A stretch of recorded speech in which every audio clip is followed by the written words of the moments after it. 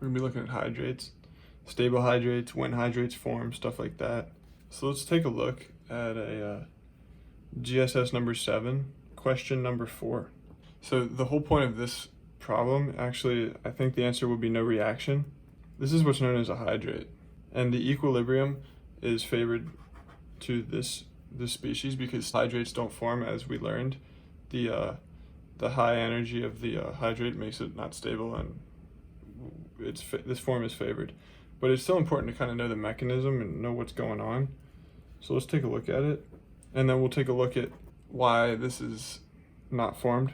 We're going to show a theoretical mechanism for this, which makes sense chemically, but understand that this hydrate will not form. We'll get into what is required in order for a stable hydrate to form. So first of all, you need your carbonyl, and it's going to be presented in aqueous acid. So first thing that happens is you have a protonation. When you're in acid, usually the carbonyl is going to be protonated, and usually when you're in base, usually the carbonyl is going to be attacked at the carbon. So kind of keep that in mind as we go through. Resonance forms. We have that special carbocation here. And now if you notice, this actually, when we took an H off of here, dumped the electrons, we formed water. That actually comes into play right here. So water attacks. So once a water attacks and you have your positive charge, you want to deprotonate the H so that you can have an OH on there.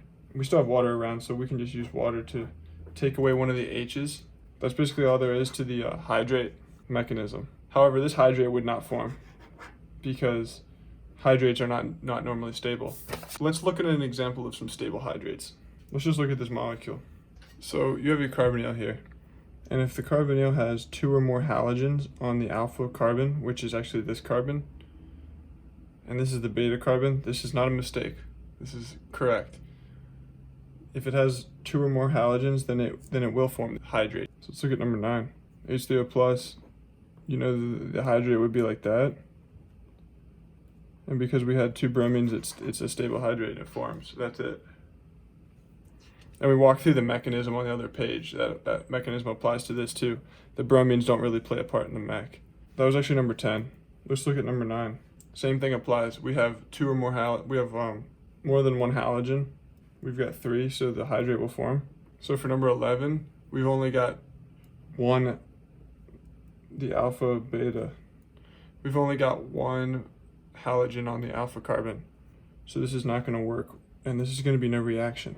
On the other page, like when we looked at this problem, because the stable hydrate does not form, the answer for this would be no reaction as well.